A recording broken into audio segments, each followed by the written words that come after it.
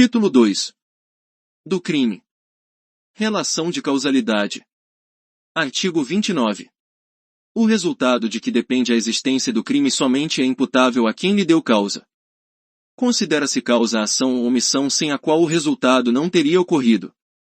Parágrafo 1º. A superveniência de causa relativamente independente exclui a imputação quando, por si só, produziu o resultado.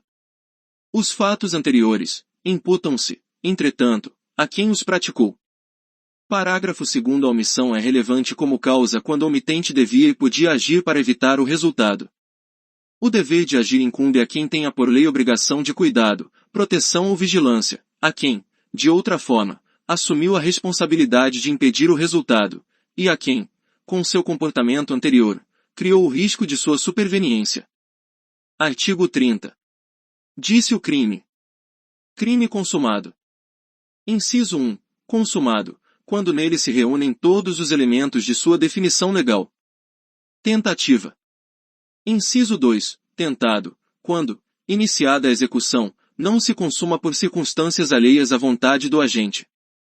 Pena de tentativa. Parágrafo único.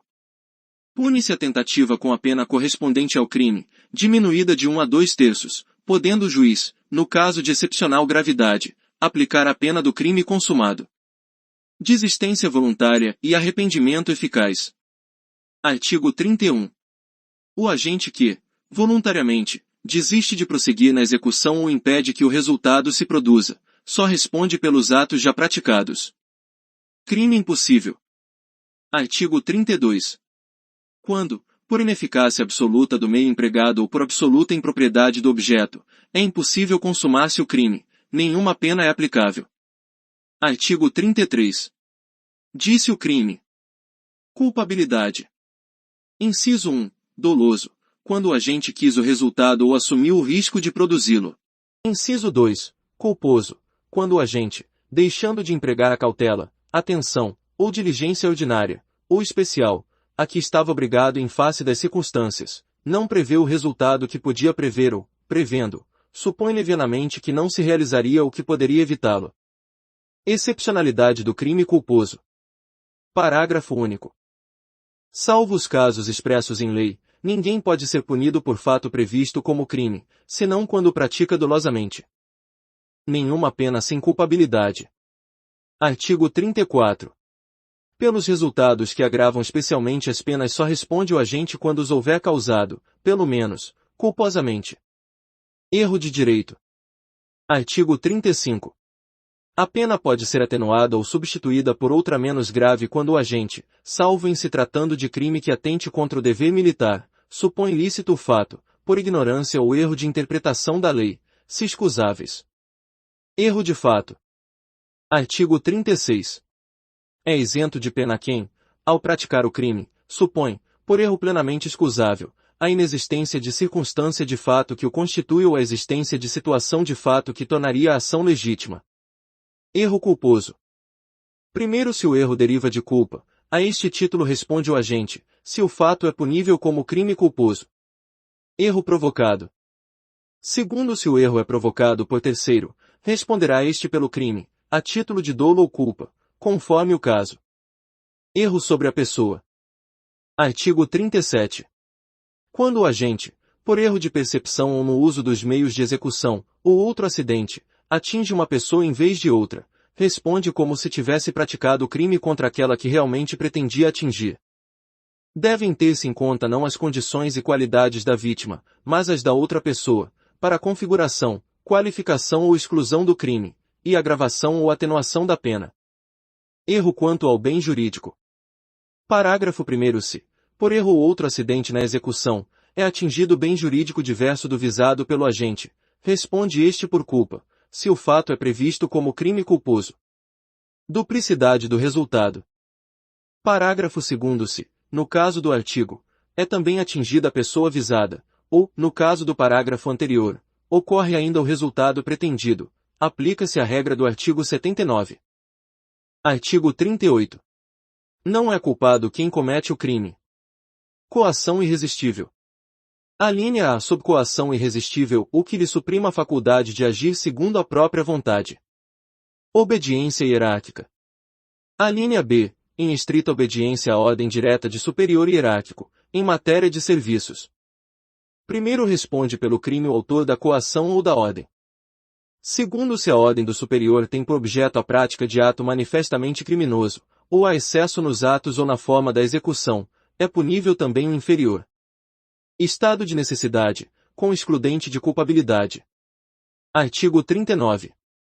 Não é igualmente culpado quem, para proteger direito próprio ou de pessoa a quem está ligado por estreitas relações de parentesco ou afeição, contra perigo certo e atual, que não provocou, nem podia de outro modo evitar, sacrifica direito alheio, ainda quando superior ao direito protegido, desde que não lhe era razoavelmente exigível conduta diversa. Coação física ou material. Artigo 40. Nos crimes em que há violação do dever militar, o agente não pode invocar coação irresistível senão quando física ou material. Atenuação de pena. Artigo 41. Nos casos do artigo 38, letras A e B, se era possível resistir à coação, ou se a ordem não era manifestamente legal, ou, no caso do artigo 39, se era razoavelmente exigível o sacrifício do direito ameaçado, o juiz, tendo em vista as condições pessoais do réu, pode atenuar a pena. Exclusão de crime. Artigo 42. Não há crime quando o agente pratica o fato. Inciso 1. Em estado de necessidade. Inciso 2. Em legítima defesa. Inciso 3. Em estrito cumprimento do dever legal. Inciso 4. Em exercício regular de direito. Parágrafo único. Não há igualmente crime quando o comandante de navio, aeronave ou praça de guerra, na iminência de perigo ou grave calamidade, compele os subalternos, por meios violentos, a executar serviços e manobras urgentes, para salvar a unidade ou vidas, ou evitar o desânimo, o terror, a desordem, a rendição, a revolta ou o saque. Estado de necessidade, como excludente do crime. Artigo 43. Considera-se em estado de necessidade quem pratica o fato para preservar direito seu ou alheio, de perigo certo e atual, que não provocou, nem podia de outro modo evitar, desde que o mal causado, por sua natureza e importância, é consideravelmente inferior ao mal evitado, e o agente não era legalmente obrigado a arrostar o perigo. Legítima defesa. Artigo 44. Entende-se em legítima defesa quem, usando moderadamente dos meios necessários, repele injusta agressão, atual ou iminente, a direito seu ou de outrem. Excesso culposo. Artigo 45. O agente que, em qualquer dos casos de exclusão de crime, excede culposamente os limites da necessidade, responde pelo fato, se este é punível, a título de culpa. Excesso excusável. Parágrafo único. Não é punível o excesso quando resulta de excusável surpresa ou perturbação de ânimo, em face da situação. Excesso doloso. Artigo 46. O juiz pode atenuar a pena ainda quando punível o fato por excesso doloso. Elementos não constitutivos do crime. Artigo 47. Deixam de ser elementos constitutivos do crime. Inciso 1.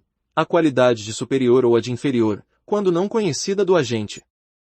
Inciso 2. A qualidade de superior ou a de inferior, a de oficial de dia, de serviço ou de quarto, ou a de sentinela, vigia, ou plantão, quando a ação é praticada em repulsa à agressão.